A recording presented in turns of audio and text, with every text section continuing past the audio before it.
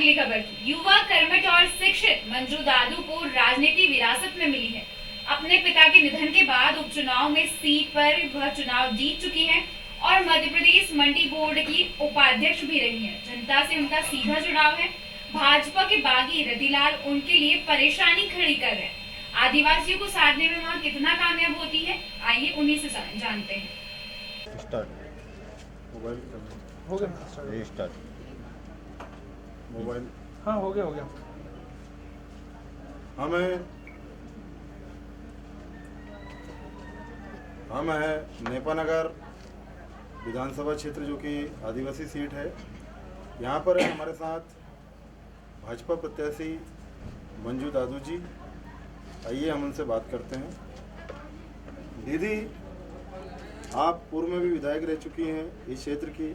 आपके पिता भी स्वर्गीय राजेंद्र जी दादू भी यहाँ से विधायक रहे हैं। आप मंडी बोर्ड की उपाध्यक्ष भी रही हैं। आपका जो है एक लंबा सफ़र और अनुभव रहा है इस क्षेत्र में। आप के अभी तक के कार्यकाल की जो उपलब्धियाँ इस क्षेत्र के लिए रही है, थोड़ा सा हमको पता। कांग्रेस का 70 साल का इतिहास है इस क्षेत्र में। जब उनका शासनकाल था, विकास कुछ भी नहीं था। जब से भारतीय जनता पार्टी की सरकार आई, अर्चना दीदी रही, हमारे पिताजी रहे, तो उनके कार्यकाल में विकास का दौर चालू हुआ। और ये भारतीय जनता पार्टी की सरकार जब से मध्य प्रदेश में बनी है, ये आप जितने भी विकास इस क्षेत्र में देख रहे हो, स्कूल हो, सेमराइज स्कूल हो, अपना कन्या परिसर हो, अपना नेपाल लिमिटेड जो बंद पड़ा था वो वापस से चालू हुआ हो, शुगर फैक्ट्री जो बंद होने की करार थी वो वापस से चालू हुई है, उद्योग नगर हमारे क्षेत्र में वो उसका भी काम चालू है, लगभग प्राय काम कंप्लीट होने वाला है। तो ये क्षेत्र में जितने भी काम हुए हैं भारतीय जनता पार्टी की सरकार में हुए हैं, और जो भी और बाकी के बचे काम हैं तो वो भी भारतीय जनता पार्टी की सरकार ही करेगी। जी, आप मंडी बोर्ड के उपाध्यक्ष रही हैं, उस समय आपकी क्या सौगातें रही थी? मंडी बोर्ड की पूर्व में सड़कें जो मंडी बोर्ड के बाहर बनती थी वो बंद हो गई थी।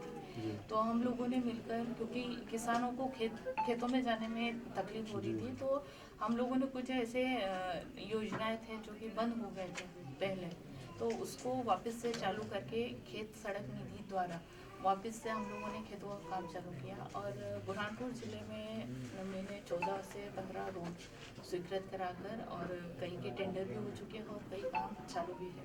जी दीदी, यहाँ पर आदिवासी करीब 1 लाख से ऊपर है।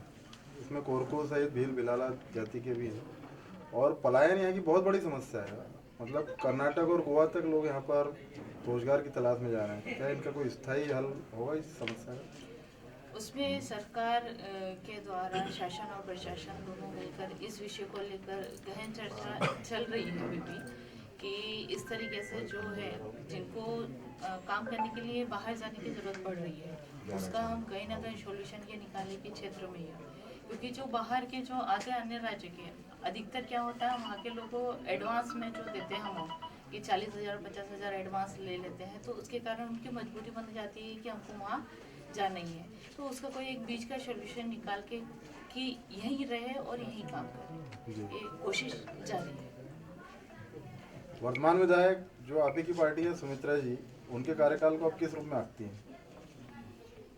जब उन्हें कांग्रेस के शासन काल में जब उनका समय बीता, तो जब उनकी जो काम की गति थी बहुत ज़्यादा धीमी थी, और जो काम क्षेत्र में चालू थे वो काम वही काम थे जो शायद मेरे पिताजी द्वारा मेरे द्वारा संचालित थे, वही काम चालू थे। उनका पार्टी की तरफ से नाराज़गी यही थी कि उस पार्टी में रहने के बावजूद भी काम नहीं हो पा रहे थे, क्योंकि जनता है, जनता अगर आपको सिर मोड़ पर बिठाती है तो इसीलिए बिठाती है कि आप जनता के काम करें, और अगर जब काम नहीं होता है तो जनप्रतिनिधि भी थोड़ा परेशान हो जाता है। तो उनका छोड़ने का यही था कि क्षेत्र में काम नहीं हो पा रहे थे, जवाब नहीं दे पा रहे थे। उसके बाद जब पार्टी में आई, भारतीय जनता पार्टी की सरकार में आई, वापस से विधायक बनी, तो फिर उन्होंने एक जो कार्य की गति है उसमें थोड़ी सी स्पीड बढ़ाई और बहुत सारी चीज़ें उनके कार्यकाल में भी इस क्षेत्र में हुए हैं। दीदी, अभी आप ही की पार्टी से एक रतिलाल जी जो हैं वो निर्दलीय चुनाव लड़ रहे हैं, क्या आप उनको मना पाने में सफल नहीं हो पा रहे हैं? ये परिवार है और जब एक कार्यकर्ता जमीन में मेहनत करता है तो हर कार्यकर्ता की इच्छा रहती है कि मुझे भी टिकट मिले, मैं भी विधायक बनूं, या फिर जो भी जितने भी चुनाव होते हैं सब में सबकी इच्छाएं रहती है।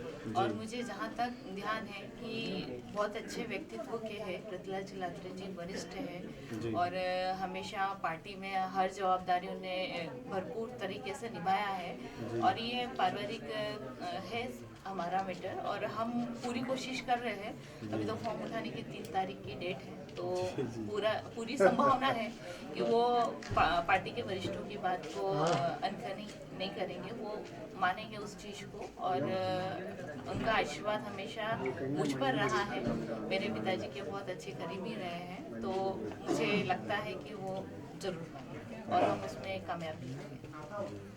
ये मेरा आखिरी सवाल है कि यदि आप विधायक इस बार बन रही हैं, सरकार बनती है, तो आपका विकास का एजेंडा क्या रहेगा इस बार?